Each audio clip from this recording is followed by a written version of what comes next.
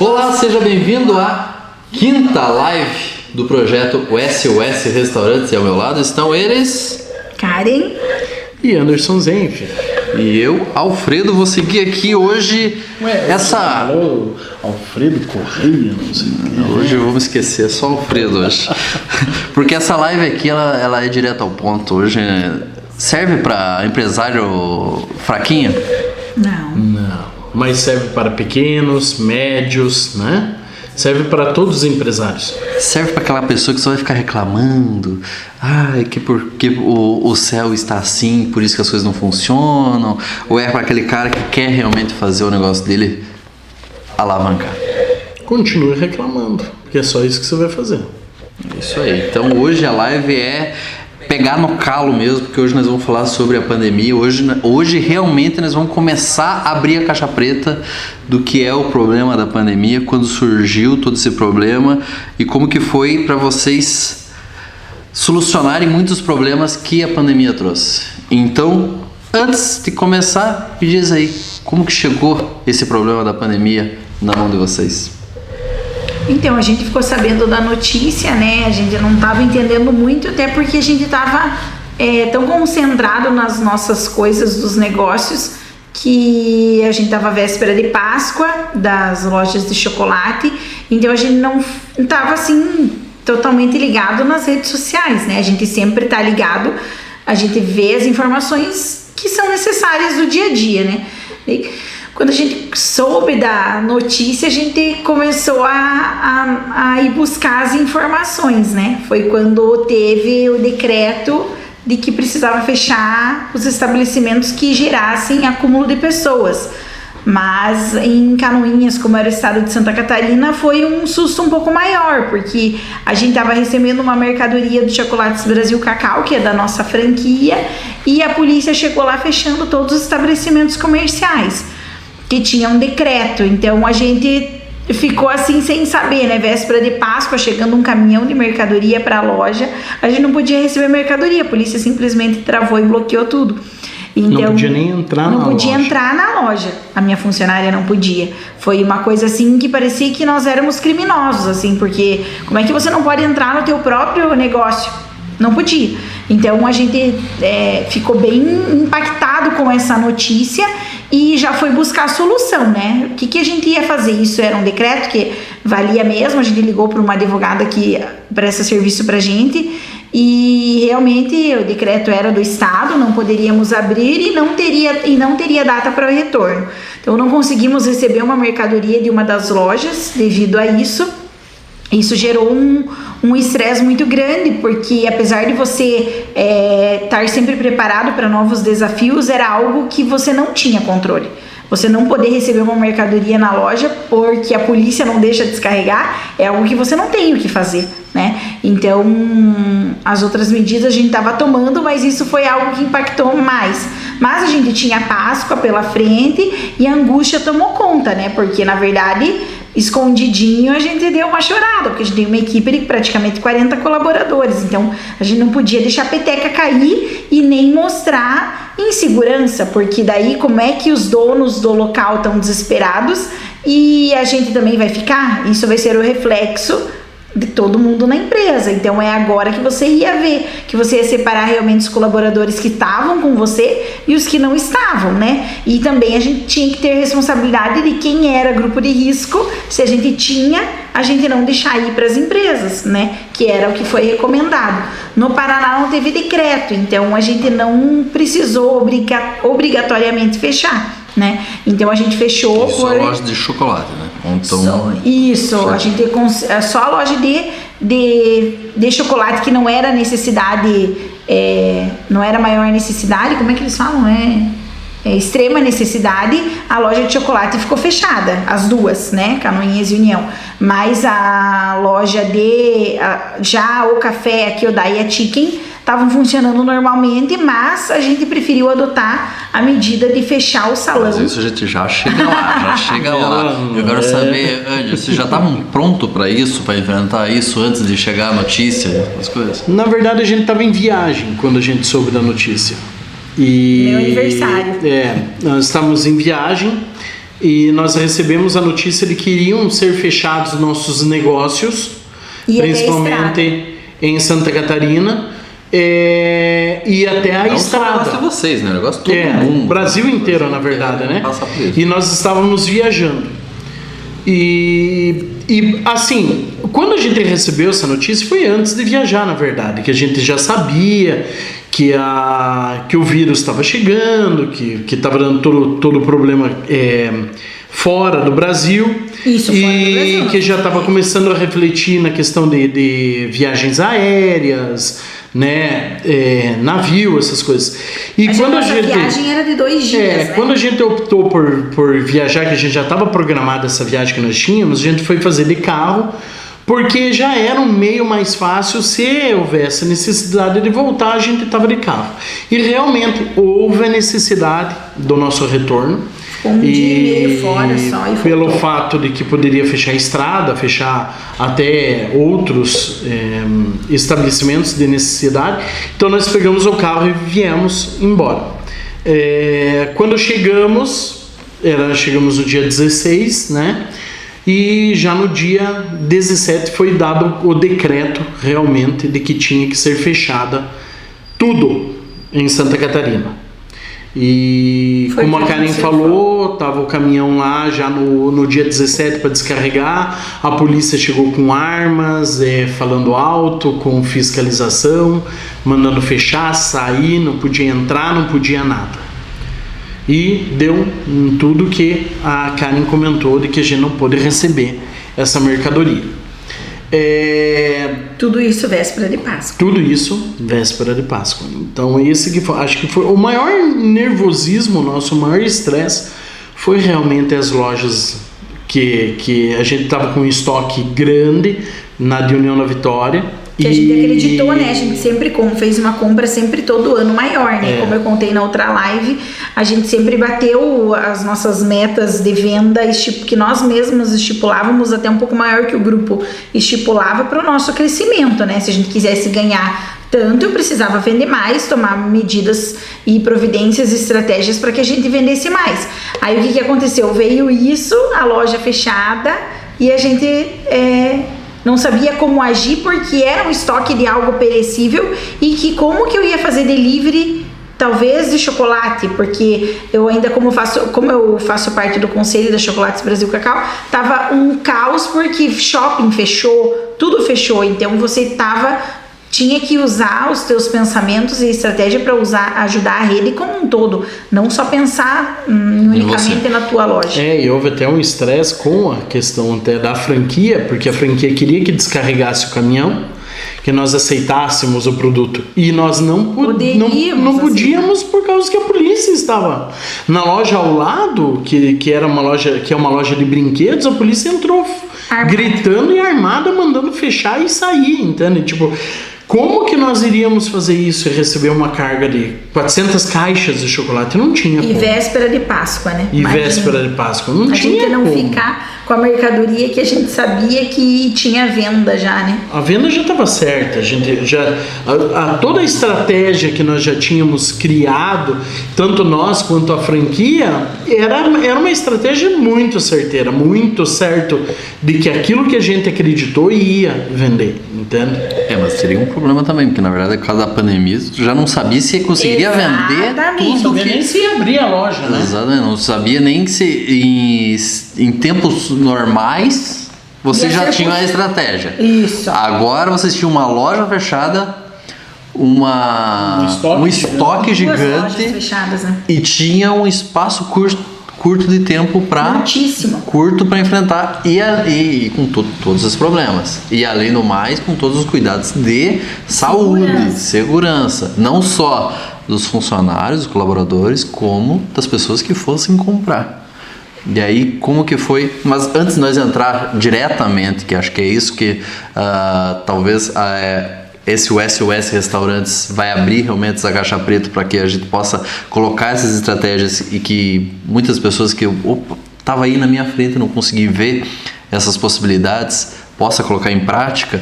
Vamos agora falar um pouco sobre como é que foi as outras empresas.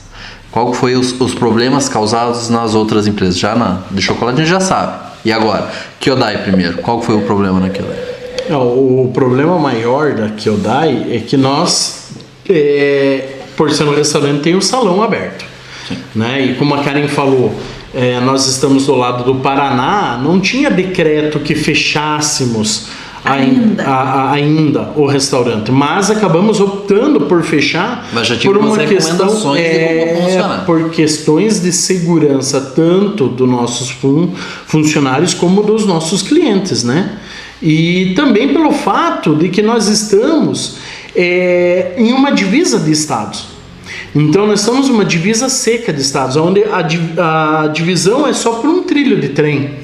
Então, tudo que acontece do lado de Santa Catarina reflete do lado do Paraná, na nossa cidade. E assim como se acontecesse do lado do Paraná, refletiria em Santa Catarina. Sim. Então, não tinha como a gente, por ser cidades irmãs, a gente ficar aberto, sendo que Santa Catarina fechado. Teríamos que entrar na mesma ação. E acabamos fechando a Kyodai, né? E a Chicken e o café. Mas o que acontece? Nós já tínhamos uma cultura de delivery na Kyodai, porque a Kyodai, como a gente falou na primeira live, ela começou a partir de delivery. Mas é claro que se você pegar janeiro, fevereiro, as vendas não estavam, o Brasil não estava tão bem economicamente, ele estava vindo num crescimento.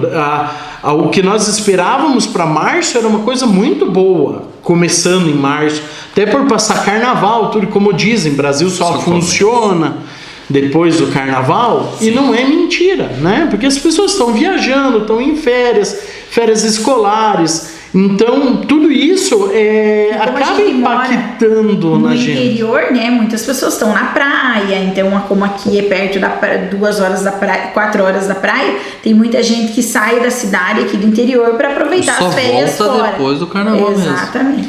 Então, como já tinha passado o carnaval, nós imaginávamos, e estava tudo dando certo, para que março decolasse, abril, maio.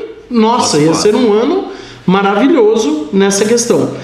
Pelo fato de que aconteceu já em março de nós fecharmos e janeiro e fevereiro já não foi muito bem, então a gente teve que tomar atitudes emergenciais junto à Kyodai para que a gente pudesse manter a empresa saudável, né? Porque você imagina assim, e imagine que isso é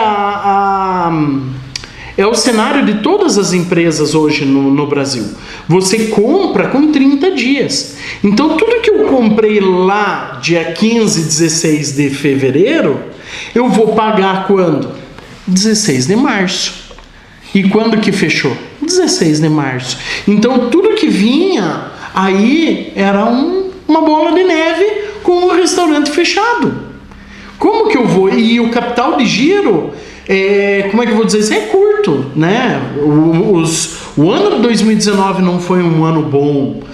Janeiro e fevereiro não tinha sido bom, então o capital de giro não estava alto. Então você conseguir trabalhar isso em março, tendo com o restaurante não só como todos e loja fechada, tudo, foi um desafio enorme. Foi gigante. E tinha estoque também, outra coisa, transporte para chegar, todas essas partes. Como é que faz para, nesse momento, gerir outros problemas que são causados pela pandemia? Porque não é só o teu problema de estar fechado. Você poderia atender delivery, mas e aí tem outros problemas.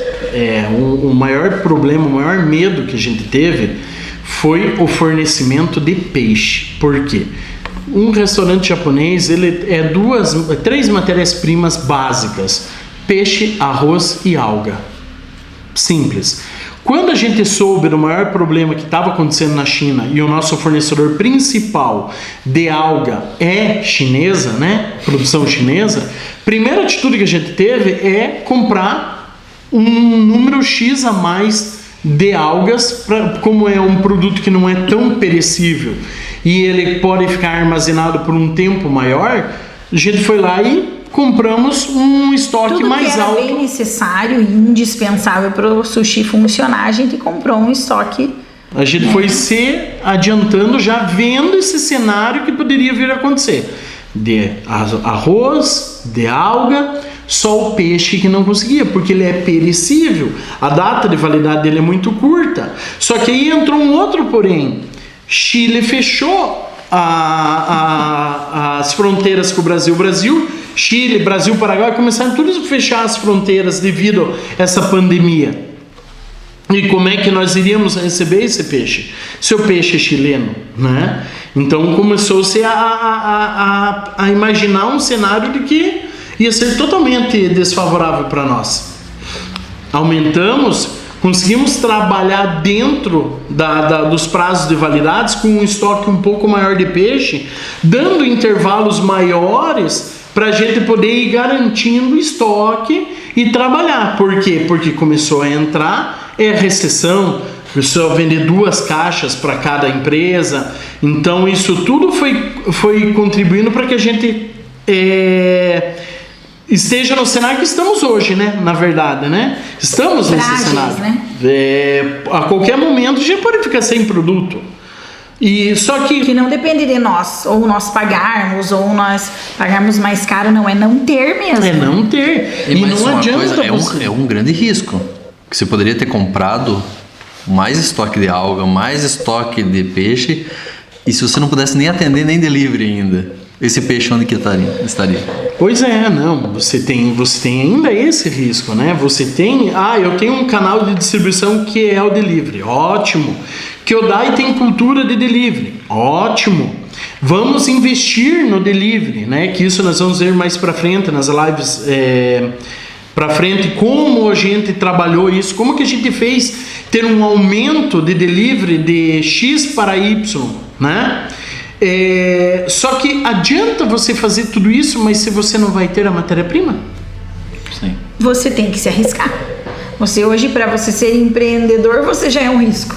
Então você tem que viver em constante risco, porque não tem como você daí ter uma empresa e você já ter a cultura de delivery forte desde quando ela começou, você vir de um janeiro e fevereiro que você vendeu bem, a gente vendeu bem, mas a gente não estava com um recorde de vendas, porque não é os meses que cidades do interior vendem, independente do esforço que você faça, tem menos população e o nosso público tá muito viajando.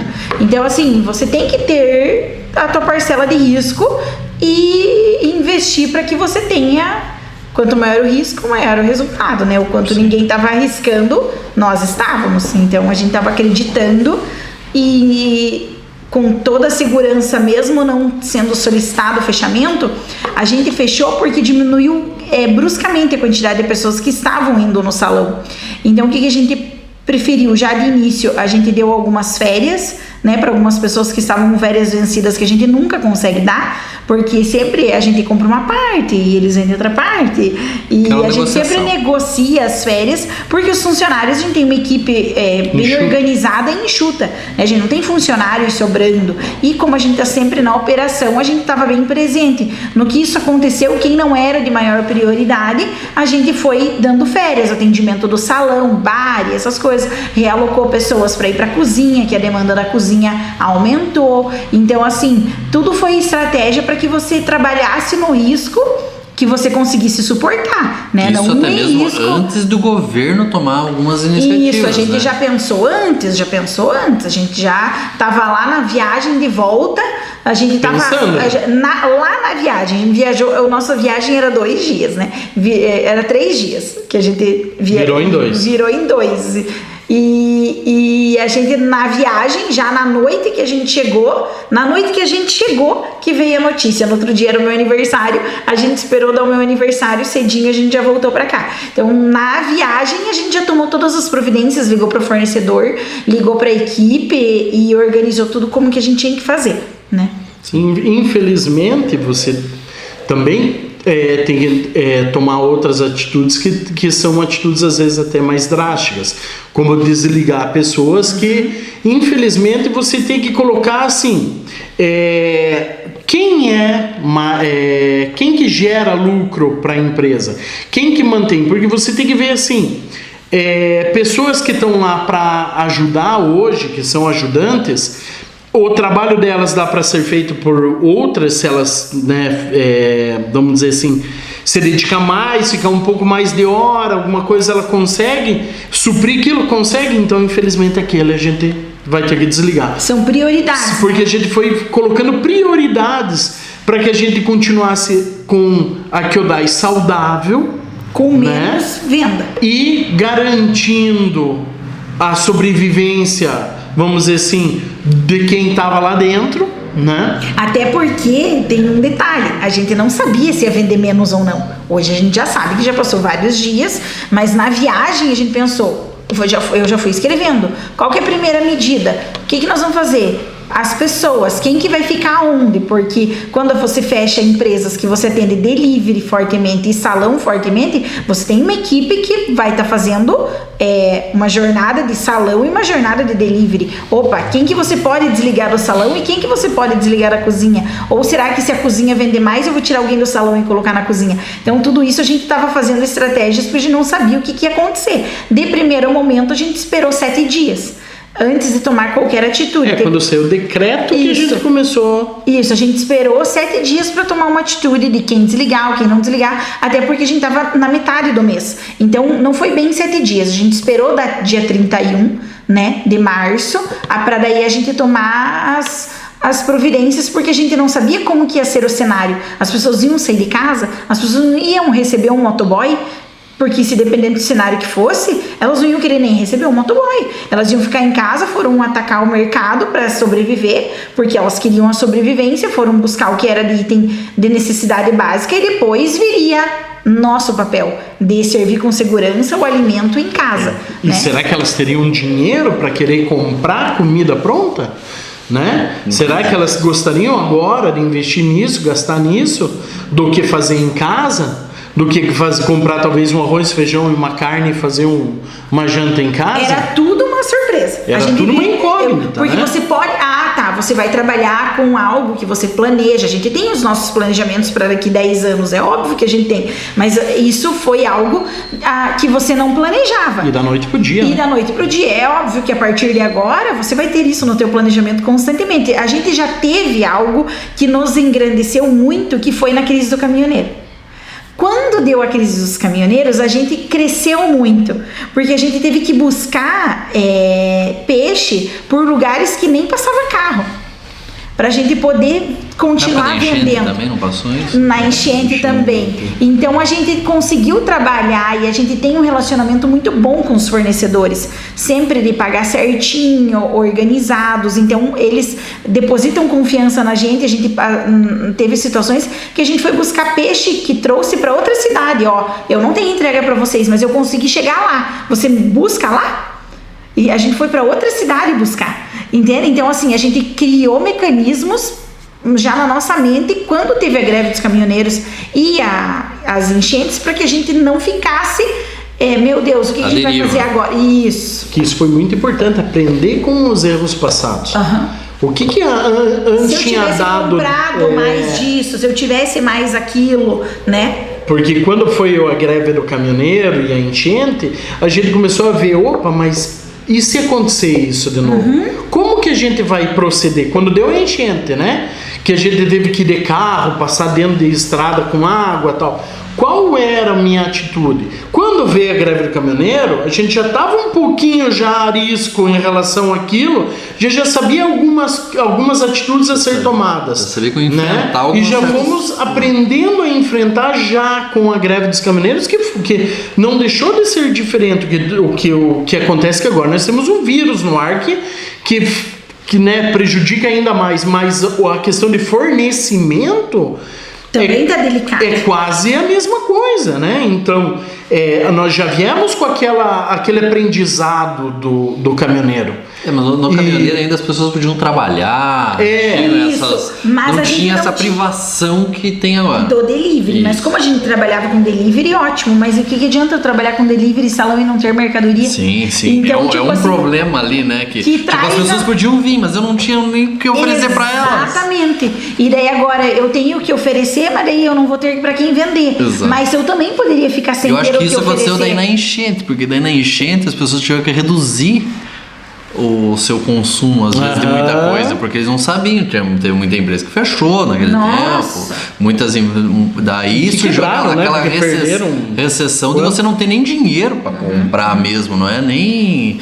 Então vocês enfrentaram, na verdade, um pouquinho antes de tudo, dessa pandemia, quase que os dois problemas, só que separados. Só que tem um detalhe nessa pandemia, que o cenário ele converteu para uma outra coisa, que não era falta de dinheiro mais. Porque você tem que ver quanto dinheiro hoje tem no mercado, quanto dinheiro hoje cada pessoa... Pessoas estão recebendo R$600, vão comprar televisão hoje, vamos dizer. Então o dinheiro existe. Tá trocando de mão. Ninguém está queimando dinheiro, né? O dinheiro existe, ele só está trocando de mão. Então vamos pegar esse dinheiro também para nós um pouco. Na nossa mão. E como fazer isso, né? Será que as pessoas, os outros restaurantes estavam preparados? Que nem nós. Nós já vimos com uma cultura de delivery, mas será que outra empresa que tem uma cultura de delivery, ele já estava preparado talvez com embalagens para poder fazer um delivery em massa? Porque você tem que ver que você fechou o salão, mas você quer tentar pelo menos vender o que você vendia no salão, vender a mais com delivery. Mas será que você consegue? Você tem mão de obra para isso? Você tem embalagem para fazer esse tipo de transporte? Você tem empresas que façam o teu delivery? Porque isso é uma outra coisa muito importante, porque você, que nem nós no caso da Kyodai, ser sushi, sashimi, pratos quentes, temaki, são produtos muito delicados. Então não é qualquer empresa de transporte, qualquer motoboy, o que pode levar a isso, né? Então, será que os restaurantes estavam preparados para isso? Mas não é que estavam preparados para uma pandemia. Não, será que ele está preparado para que um dia ele tenha que aumentar o delivery dele?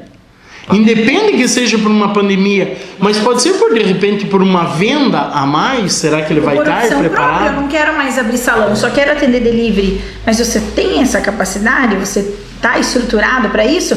Por isso que quando a gente tem o salão tem algumas pessoas, na cozinha tem algumas pessoas, lotou, as pessoas estão aguardando uma mesa. Eu tenho uma equipe para atender essa quantidade. Mas e o telefone quando não para e o app não para e você começa a receber os pedidos? Será que todo mundo que estava no salão não tinha que estar na cozinha? Como é que é a estratégia disso? São detalhes que fazem a diferença no teu crescimento ou na tua sustentação nesse período, se você não pensar, né? E essa adaptação tem que ser muito rápida. Rápida. Muito. Pensa que aí a gente já vê o quanto que a gente está evoluindo em tão pouco tempo.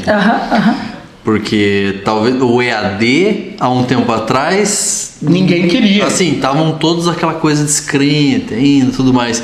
Agora, parece que tipo assim, é o que tem pra fazer, é isso. Se você não for dessa maneira, não tem como você ir lá estudar. Você vai ter que estudar dessa maneira e pronto. Não, né? E pessoas que já sabem muitas coisas, ensinando pessoas que querem saber só aquilo. Que nem a gente contratou o consultor financeiro, que a gente citou na outra live. A gente não foi lá ficar um ano fazendo um curso de gestão financeira. É óbvio que isso é muito bom, eu fiz no MBA, mas para a prática, a gente ter contratado uma pessoa que trouxe para nós o conhecimento que era necessário. Claro que a gente sempre estuda um pouco a mais e lê, mas o que era pontual para aquele momento, ele veio aqui 2 dias e depois continuou prestando a consultoria, mas ele deu 2 dias de coisas que ele ficou anos para aprender, o que ele resumiu para nós em 2 dias, que foi totalmente aplicado. Fez na hora, e a gente já resolveu. Sim. E a gente já usa. Entende? São coisas aplicadas instantaneamente, não coisas para daqui 1 ano eu planejar e resolver. Né? As coisas são instantâneas, as coisas têm que ser rápidas. A mesma coisa, são 8 anos de aprendizado com a Kyodai, que para nós foi muito importante agora nesse momento. A gente já tinha um delivery nos fundos de uma padaria, né? O que fez a gente aprender que era só nós dois, um picava, outro cortava, outro queimava o arroz. Se houvesse a necessidade, ia voltar a ser só nós dois, entende? E será que outras empresas estão preparadas para isso, para que de repente você, dono, tenha que voltar para lá ou tenha que aprender uma coisa nova para você poder sobreviver? Será que você está apto também a querer aprender? E eu queria voltar pro início, porque eu e o Andy, tenho certeza que dele e de mim, se a gente voltar ao início, eu vou conquistar tudo de volta. Se alguém me tirar ou tirar do onde o que a gente conquistou, eu não tenho preguiça nem medo, eu vou conquistar tudo de volta. Podem me deixar algemada. A hora que me soltarem, eu vou começar tudo de novo. Entende? Então, o que seria o pior cenário de tudo isso? Nós voltarmos a ser nós dois, foi o que eu falei. Amor, se ninguém quiser vir trabalhar com medo, né? Porque a gente não sabia, os colaboradores estavam com medo, mas a gente fechou a empresa, colocou cordinha, os clientes pegavam lá fora. Foi essa atitude que a gente tomou. Ninguém entrava nos nossos estabelecimentos nem para pegar o delivery, né? Isso também é um posicionamento da empresa. Isso, um posicionamento antes do decreto. Tomar atitude não só pelo decreto, mas sim pela preocupação tua, pela segurança dos teus colaboradores e segurança de quem te dá o recurso. Exatamente, porque sozinhos a gente tem uma limitação. Não é que sozinhos nós não chegamos em lugar nenhum. Chega lentamente.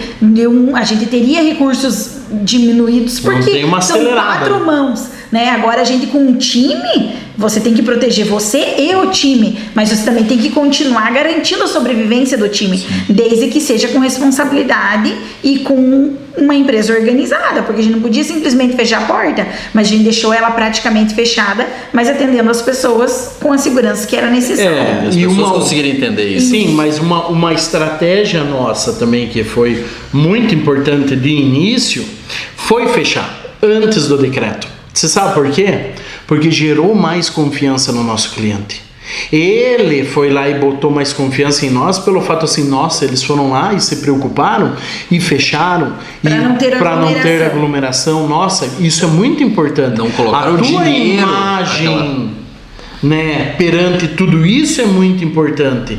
Até onde o teu interesse vai nisso? Se é por dinheiro, se é por uma causa ou por segurança. E isso também refletiu na nossa equipe. Por quê? Porque é muito importante, e uma coisa que você vê muito em outras empresas é você não dar esse devido valor à tua equipe. E é crescer a qualquer custo, né? A gente nunca quis pisar em alguém para se sentir mais alto, né? E nessa você vê que a tua equipe daí tá enganjada com você e te surpreende e porque ela acredita em você. Você sim é o capitão do teu negócio, do barco, né? Onde todo mundo vai acreditar e vai junto com você, e nem que seja para afundar junto, porque você tem que ver que você tem que ser o melhor patrão não só nos momentos bons. Você tem que ser o melhor patrão nos momentos ruins também. Um líder, né? Você não pode abandonar a tua equipe e falar assim, desculpa lá, mas foda-se e eu quero ganhar dinheiro para sobreviver. Não, você tem que pensar em tudo, tem que pensar em quem tá lá na ponta, em quem tá lá atrás, para você gerar segurança para todo mundo e poder também garantir o pão na casa dele, a comida na casa dele. E também tem outro detalhe, né? Começou o toque de recolher às 10 da noite. Aí os colaboradores indo embora numa rua vazia, não tem ninguém na rua, né? Não sei se na cidade de todo mundo teve toque de recolher, mas aqui teve a partir das 10 da noite. A gente teve que gerar uma cultura do cliente pedir mais cedo. Então nós abria o restaurante às 6 da tarde, começamos a abrir às 5, para que a gente conseguisse que eles tivessem o pedido mais cedo, a preparação mais cedo para todo mundo ir embora. Mas tem que ir embora com segurança, porque não tinha ninguém na rua, né? Então se acontece alguma coisa, a responsabilidade é do empregador em cima do colaborador, que ele tem a segurança para ir para casa. Então a gente tem várias mulheres na equipe, como é que elas iam fazer? Como que a gente ia se organizar? Como é que ia todo mundo para casa? Então assim, foi detalhes resolvidos rapidamente, entende? Para que a gente tivesse sucesso. Mas os clientes das 5 horas eles começam a pedir. Então essa cultura mudou.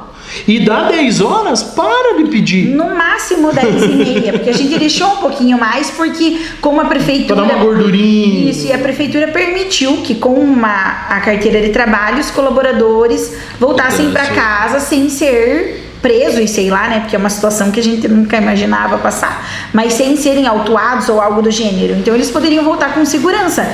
De poder voltar, já não sabemos, com um assalto, com alguma coisa, com a rua vazia, tá todo mundo suscetível a algo que seja de pessoas desocupadas e que possam fazer maldades, né? Então você tem que pensar em tudo isso.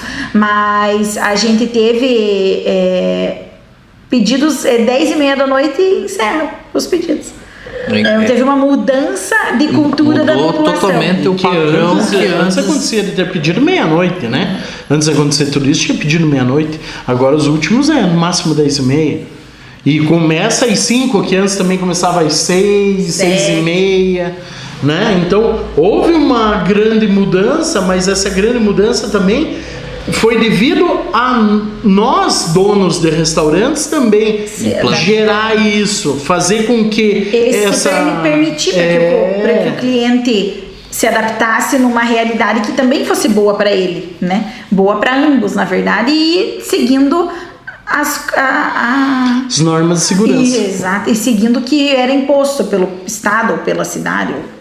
Como as coisas ficaram mais difíceis para aquele empreendedor que estava num padrão e achava que nunca ia mudar as coisas, né? Exato. E como as coisas mudaram para quem estava inovando. Quem estava inovando parece que acelerou as coisas. Tipo, opa, agora é o meu momento de fazer as coisas do meu jeito.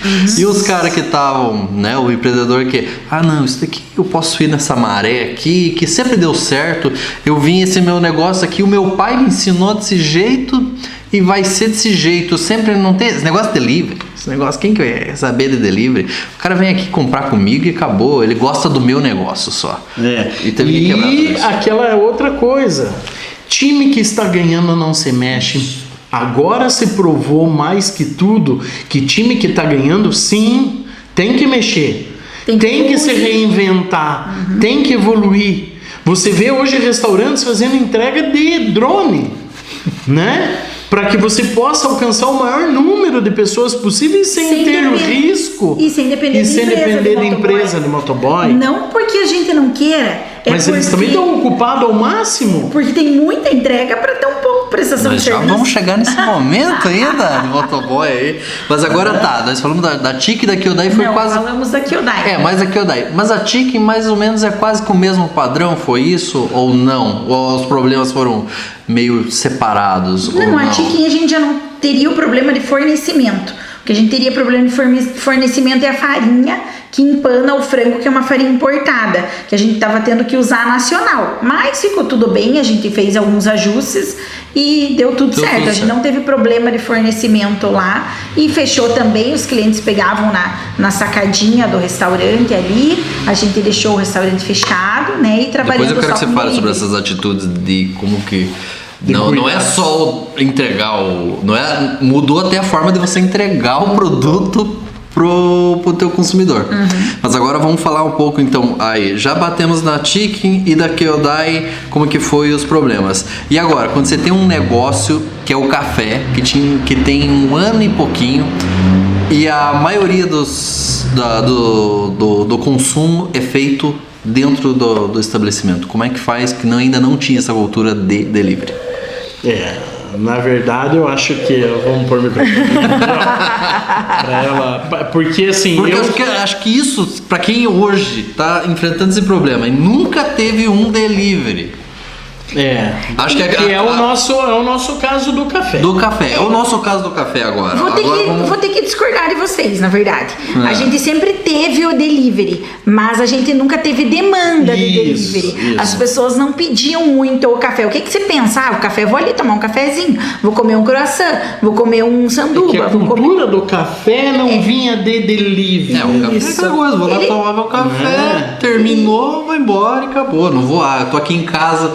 Eu vou lá e faço meu café. Eu não vou chamar aqui o café. Exatamente. Como deixar que o seu café... como deixar o café de casa, né? De trocar o café coado pro café expresso meu e ainda levar pelo motoboy sem derramar tudo e você tomar feliz o teu café. E ainda quentinho. E quentinho, né? Sim. Sem ter que você... estar saindo do conforto da tua casa. Normalmente você faz o teu próprio café. Então o que a gente fez? A gente criou um mecanismo de gerar mais desejo nas pessoas. O café já tinha um excelente resultado, mas o resultado foi cortado porque a gente fechou.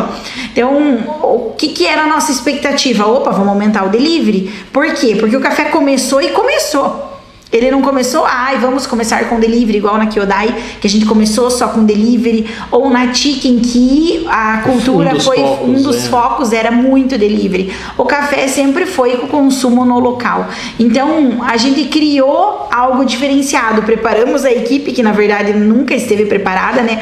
Porque a gente tá sempre atendendo uma demanda muito grande de fluxo de pessoas, que é xícara, é louça, é salão, é limpar mesa, e agora no frio, né? Então tem um fluxo muito alto, a gente quase dobra o valor do faturamento no inverno. Então ninguém mais ia comprar pão de queijo ali, ninguém ia comprar uma coxinha, nada. Isso que nossos clientes da manhã eram tudo pessoas de risco. Isso, idosas, foram as que mais ficaram bravas com o café fechando. Mas enfim, a gente tava com um balcão ali na porta. A primeira medida que a gente fez foi fechar as portas e fazer um balcãozinho ali na frente, né, onde solicitou um pedaço de madeira ali, ficou bem bonito. E a gente colocou um cartaz na porta que era atendimento somente delivery. E a gente tinha começado a cultura da marmita um mês atrás. Um mês e meio atrás dessa pandemia, antes da pandemia, a gente tinha começado com prato marmitinha de almoço, né? Um menu executivo. Por quê? Mas não era só marmita. Iam comer ali. A maioria das pessoas iam comer o prato executivo 90%, vamos dizer. Isso. Aí o que aconteceu? O café, a gente foi batendo em cima da mídia digital, tudo das marmitinhas e do almoço, só que como vocês já falaram, 90% era de consumo ali. O que a gente ia fazer para isso mudar? A gente começou a gente tinha já estrutura, já tinha embalagem, já tinha saco, já tinha talher descartável, já tinha sal, azeite, tudo porcionadinho, tudo para delivery. Por quê? Porque a gente é pequeno, mas pensa grande, né? A gente tinha a marmitinha para consumo, o PF, que é o meu menu executivo, para consumo no café, mas já pensando em ter um ótimo delivery de marmita. Então isso a gente nos ajudou, porque nós nos preparamos antes de começar. A gente não começou com o prato e depois foi pensar em que embalagem mandar, em que pacote, em que não. A gente já se preparou. Esse é o maior erro, né? Isso. O maior erro hoje de quem tem restaurante e não vê uma diversificação do seu restaurante, uma reinvenção do seu restaurante, ele não imagina de que ele vai precisar de uma embalagem. Então ele nem primeiro testa para depois ver ele nem sabe qual que ele vai usar. Então, que nem no nosso caso, a gente já sabia tudo que a gente ia usar, já tinha fornecedores, já tinha tudo. Então, quando começou, a gente já começou a ligar e garantir os fornecedores de embalagem, disso, aquilo outro, porque nós já tínhamos testado, já sabíamos o que nós queríamos. Por mais que vendia pouco. Entende? Não importa, tinha dias que vendia 2 marmitas e mais pratos no salão, mas eu estava preparada para que se vendesse, eu entregaria algo diferenciado, não simplesmente uma marmita de comida, né? Então a gente tem tudo personalizado, organizado, porque a gente pensou assim, opa, quando sair eu tenho, né? A gente já se preparou. Não estraga, né? Exatamente. A embalagem não estraga. O ruim é que você tem um custo de estoque. Mas você também tem que ter o telefone de quem tem o telefone de todo mundo, né? Então, é aquela velha coisa. Você tem que ter o telefone de quem sabe e de quem tem as coisas. Precisou? Liga, ou WhatsApp, e-mail, no outro dia ou 2 dias, tá aqui. Né? Então você tem que se preparar também nessa questão. Aí como a gente tinha pouco fluxo no delivery, a gente divulgou muito as nossas marmitas, e porque já o menu executivo não dava para servir. E o que a gente vendia pouco, a gente começou a vender muito, porque todos os restaurantes que eram buffet faziam poucas marmitas para pessoas, consumidores finais. A maioria das pessoas que a gente conhece aqui que tem almoço era buffet à la carte, era buffet por quilo. Ou à la carte. Ou à la carte, mas a maioria era por quilo. E essas pessoas que vendiam por quilo faziam marmitas para as indústrias, tipo empresa grande e tal. Eram poucas pessoas que buscavam. Até as indústrias estavam fechando. Até as indústrias estavam fechando. Então elas não tinham marmita para pessoa, consumidor final, porque a pessoa ia aqui nos restaurantes do centro, iam ali, comiam rapidinho e ia embora. Então não tinha tanta demanda de marmita, né? Então a gente começou a trabalhar com a marmita e começou a fazer lanches diferentes do que a gente já fazia. como a gente vendia pouco hambúrguer e pouco sanduba no delivery, a gente vendia no salão, então nós temos que gerar desejo e trabalhar nossas mídias sociais, porque a gente já tinha o know-how disso, a gente já entende de vender, a gente já entende, tava tudo ali, a gente só tinha que mudar o canal de distribuição da nossa mercadoria, mas eu precisava que o consumidor soubesse que eu tinha aquilo. Sim, não é só isso, mas você também, além de que o consumidor saiba, você também, dentro de você, tem que aceitar mudar essa cultura. Porque isso é um grande limitador de quem tem restaurante hoje, que tem buffet por quilo. Ele tem um limitador dentro dele, porque o que acontece? Ele vende marmita, mas ele vende marmita para você que foi lá e pegou um marmitex de isopor, foi lá e se serviu, foi lá, pesou e foi embora, levou a marmita. Ele não tinha aquela cultura de querer fazer você sentir vontade de comer em casa, né? E isso foi um foco que a gente já abriu o café, começou com o prato executivo querendo isso, fazer desejo nas pessoas em casa. Então, quer dizer, já foi meio caminho andado, né? Foi uma coisa que aconteceu meio que engraçado, né? Foi feito antes não era servido almoço, né? Não, foi implantado o almoço. Pouco tempo depois veio tudo isso e o almoço começou a virar quase que o carro-chefe do café. Ele que salvou as vendas. Isso. Aí deu. É aquele negócio, é o preparo, né? Não é aquela coisa de sorte, mas tá preparado para um momento difícil. E tem o problema. O que vocês criaram dentro do café, então, que você falou, criou algumas soluções, criar o desejo, e qual foi essa mudança principal? Né? Eu gosto de bastante novidade, né? Então eu tenho muita ideia na minha cabeça ficava fervendo todo dia. Então no que aconteceu a pandemia, eu pensei, eu preciso gerar desejo, eu preciso gerar venda. O café não vende à noite, vai vender o almoço, não vende à tarde e à noite, ninguém vai consumir café, nem croissant, nem hambúrguer. O que eu vou fazer? Vou fazer um puta de um cardápio novo, com hambúrguer, com sanduba, onde a gente criou os lanches, a gente fez juntos, fez arte gráfica, soltou na internet, impulsionou na internet, fez vídeo, fez tudo que você possa imaginar num curto espaço de tempo. A gente tem uma equipe ótima que nos ajuda a fazer isso e a gente conseguiu trazer resultados muito rápido. Agregou também valores, né? Isso. Nos lanches, colocamos porções de batata para agregar, fizemos combo, trabalhamos... Isso. Compre o hambúrguer e ganhe as fritas, não é promoção ou... Com mais R$1 você leva fritas, não. Você ganha as fritas. Isso, a gente fez algo que a pessoa notasse valor, né? Colocamos mensagens em todas as embalagens, né? Em cada delivery a gente deu um vale café para quando ela voltar, que passar tudo isso, ela volte para tomar um cafezinho com a gente, entende? A gente deu um bônus para ela. Gerou um valor na empresa e tudo mais. E eu tenho só uma colocação que eu vou voltar um pouquinho também, que isso serve para o café, lá na Kyodai e na Chicken. Que uma da estratégia prontamente que nós fizemos, que nós geramos, é entrega grátis.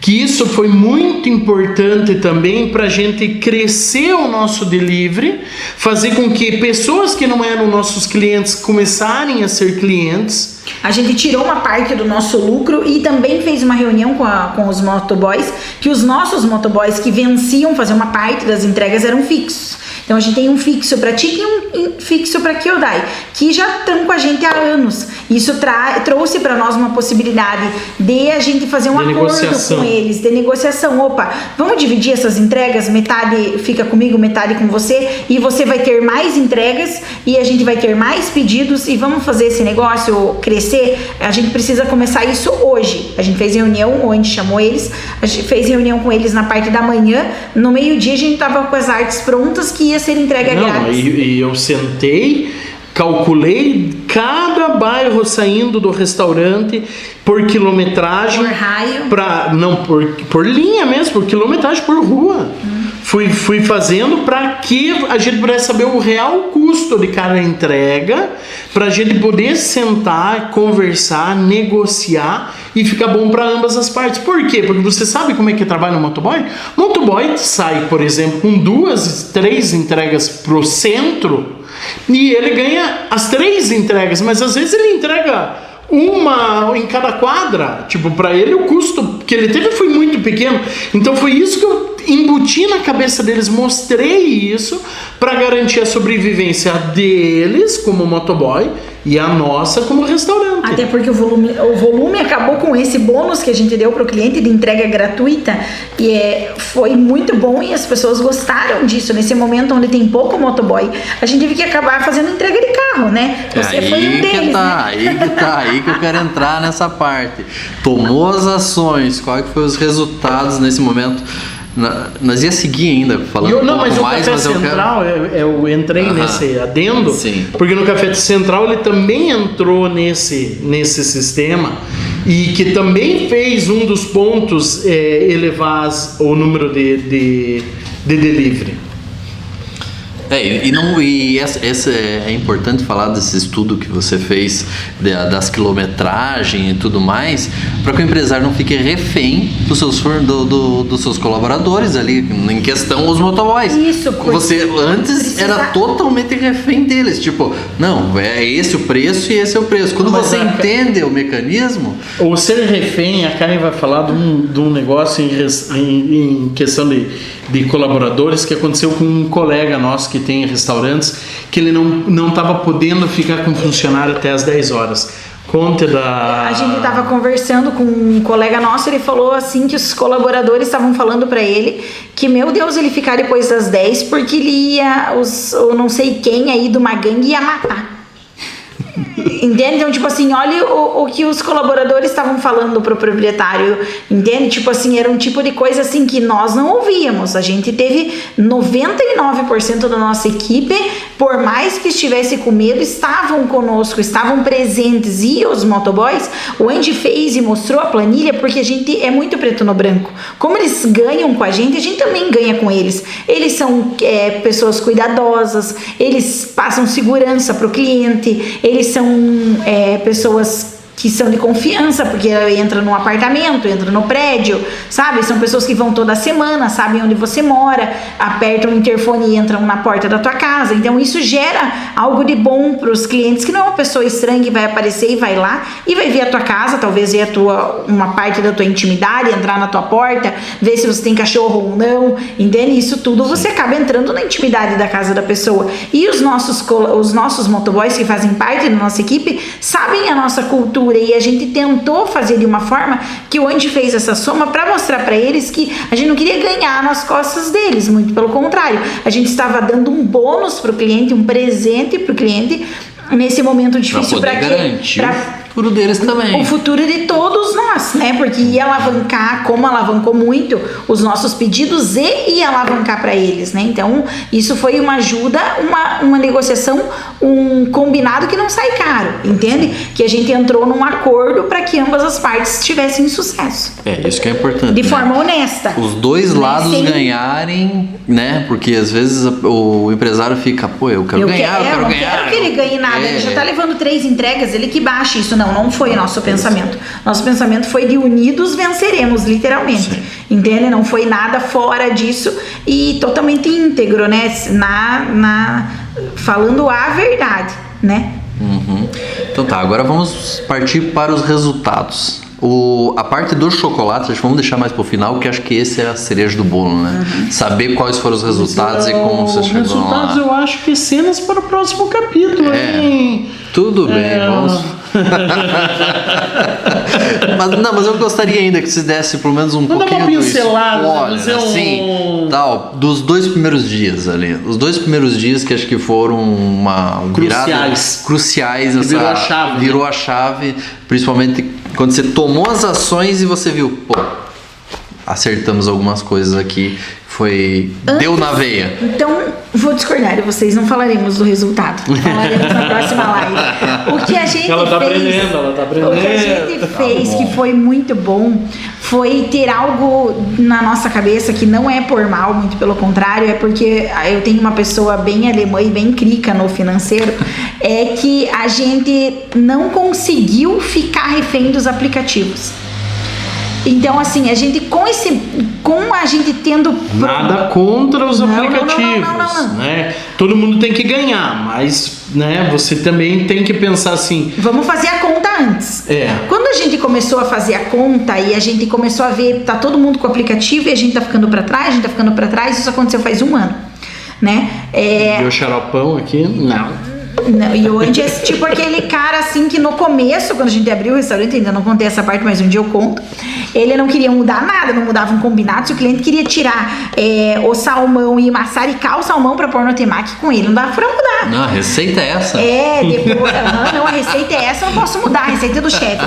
Mas eu que inventei, por que você quer mudar? Por que você quer mudar? Tá né? bom. Então, mas agora isso tudo mudou, né? Depois agora que a gente levou um treinamento com o nosso chefe, que a gente foi num restaurante lá em São Paulo, que falou assim: não, eu faço como você quiser, porque aqui a gente faz assim, ó, com o cliente, faz o que o cliente pedir. Ele nunca mais foi o mesmo. Mas é assim, a gente aprende com os erros e aprende vivendo, fazendo. E tem que ser humilde e aceitar que tá errado e mudar. Exatamente. E daí, o que a gente viu? Que tinha essa oportunidade dos aplicativos, mas eu pensava assim, nossa, mas é muito alto esse valor, não dá, meu Deus, não fecha a conta. Entende? Como é que nós vamos ficar sustentável e pagar tudo isso? Não dava. Ou a gente tinha uma taxa muito diferenciada que os outros não tinham, ou não sei, né? A gente não estava conseguindo fechar a conta. Foi aí que a gente pensou assim, a gente tem que ter o nosso aplicativo, o nosso site. Vamos bancar esse custo e vamos atrás, vamos fazer algo que o cliente ganhe algo em troca e não a gente dê pro aplicativo. Vamos pesquisar, vamos ver, vamos reverter estudar. Isso pro cliente e não pro aplicativo. Nada contra o aplicativo, porque ele tá fazendo a parte dele, tem o custo dele, cada um tem que ganhar, ninguém trabalha de graça, né? Mas nos negócios a gente não tava vindo que sobrasse tudo isso pra gente ainda dividir com eles, né? Era praticamente um sócio, porque a gente tem despesa, a gente tem altos e baixos, a gente tem imposto, tudo, a gente trabalha com matéria-prima que não existe comprar matéria-prima fria. A gente foi sempre íntegro nessa situação. E 99% das vendas praticamente hoje são no cartão. Então não tem como você ficar fazendo algo para burlar, fazer esses... como é que é? Esqueminha. Então o que a gente pegou e fez? Falei, vamos fazer algo que a gente consiga gerar um presente para o cliente que ele veja valor. Né? Além de ser algo de comida de qualidade, comida gostosa, que é Kyodai, a Chicken, vamos fazer algo diferente, vamos procurar. Daí foi que a gente começou a ver. Isso já era uma cultura das empresas já fazer, né? Tipo, tinha cartão fidelidade, essas coisas já era cartão fidelidade, antes, sempre. Teve cartão fidelidade desde quando abriu tudo. Só que como tava todo mundo, veio os aplicativos e todo mundo pedindo lá no aplicativo, daí tinha dias que o aplicativo tinha uma promoção e todo mundo pedia lá, o nosso faturamento diminuía. A gente pensou assim, opa, nós estamos perdendo essa fatia de mercado, nós vamos atrás. Aí o que a gente fez? A gente pegou, estudou, investiu e colocou o nosso aplicativo e o nosso site. O que isso nos ajudou? 1 ano atrás, quando a gente pegou, a gente foi embutindo na mente do cliente, olha, a gente tem nosso aplicativo, a gente tem nosso site. Colocou alguns itens no aplicativo terceirizado, que era das outras empresas, e com o gancho de chamar para o nosso. Então, assim, a gente tem que nem aqui o usamos eles como uma ponte. Isso. Né? Mas estamos lá até hoje. Não vamos queimar a ponte. Não. Né? Aí o cliente tá lá, ele pede, tem metade do cardápio. E a Chicken não tem, porque como ela é única, a gente ainda tem essa forma de, opa, lá não tem lugar nenhum para eu pedir o franguinho da Chicken Farm, eu tenho que entrar no site deles ou ligar. E como a gente não vencia atender o telefone, os clientes reclamavam muito, que ficavam um tempão tentando, a gente foi atrás do nosso site. A gente estudou um site que tinha site e aplicativo para quem não quer gastar memória do celular. E claro que a gente não tinha força, porque era só nós.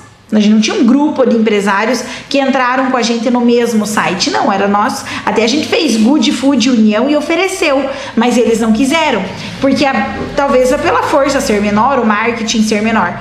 Mas a gente agora, quando a gente teve essa pandemia, os nossos clientes já estavam acostumados com o nosso site, o nosso app, e a comunicação foi muito forte para que a pessoa adquira pelo nosso site, o nosso app. O que acontecia?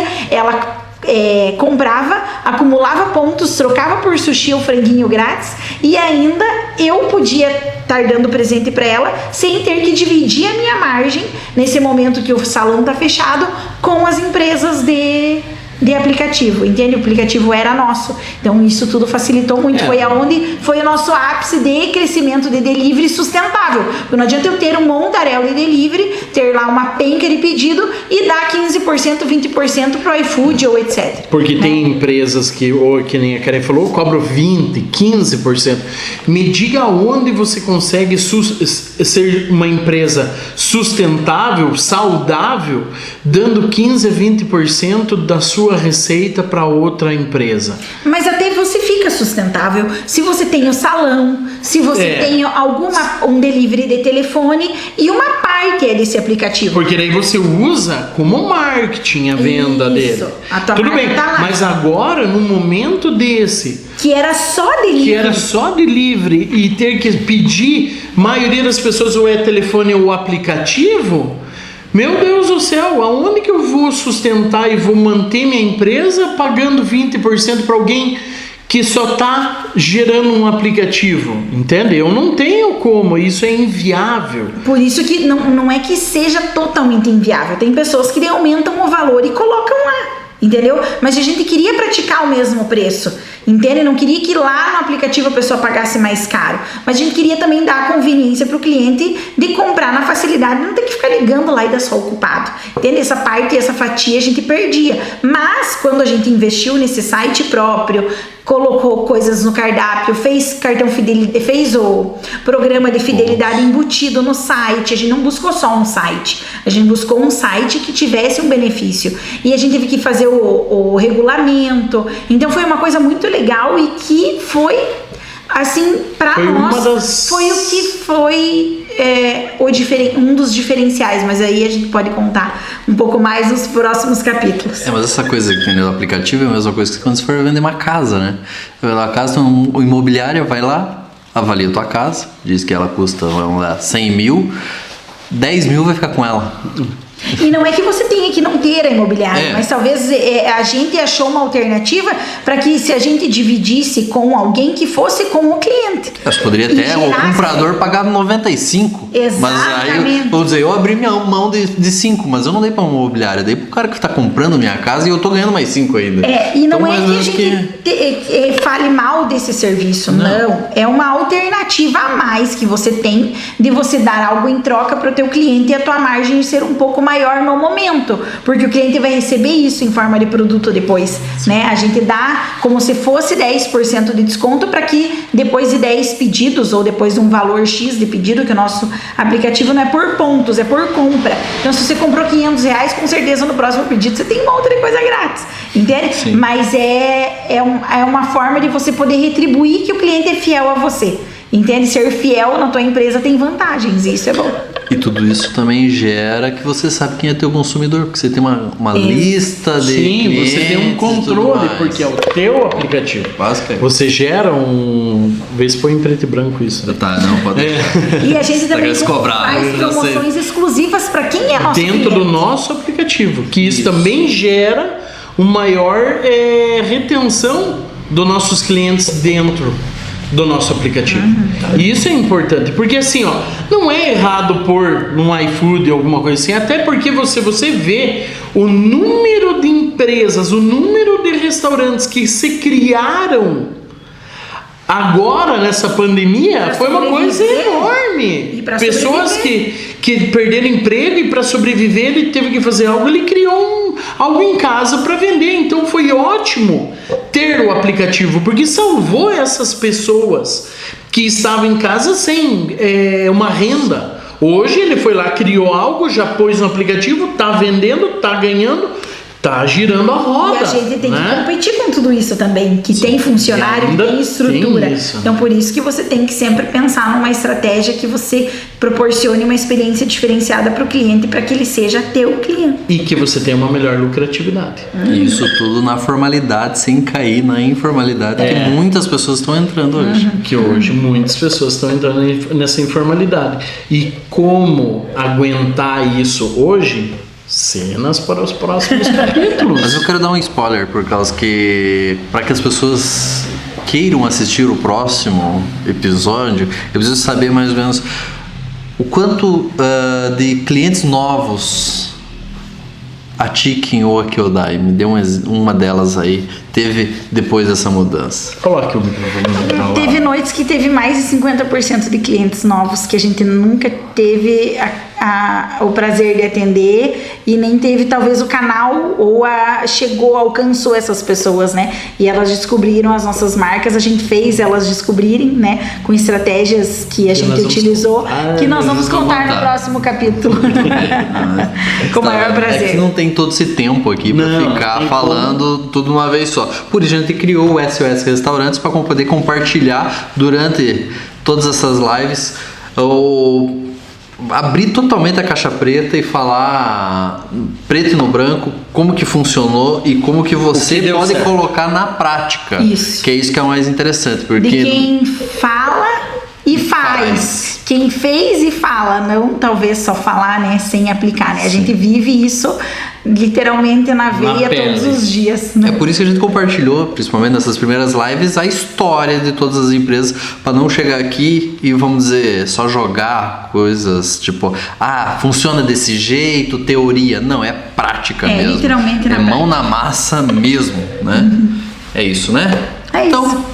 São cenas para o próximo episódio, próximas lives. Então, se você quer seguir o SOS Restaurantes, como é que faz?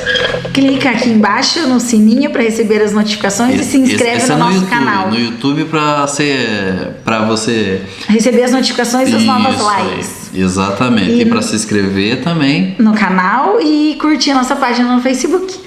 E tem também o quê? O Instagram. No IGTV você encontra essas lives na íntegra para você também. Beleza? E para você que também quer conhecer os nossos estabelecimentos, a nossa vida real, né? Você pode também seguir a página da Kyodai, da Chicken Farm e do Café Central. E vocês verão que tudo que a gente tá falando é o que realmente acontece e é o real que tá lá. E bora que a gente tem que trabalhar ainda hoje. Vou pra cozinha ainda hoje. Então, não podemos perder mais tempo. Quer dizer, não estamos perdendo tempo aqui, estamos podendo compartilhar muitas coisas boas. Vamos acelerar esse tempo aqui e ficam para os próximos episódios da nossa live, o SOS Restaurantes. Até mais. Forte abraço. Tchau.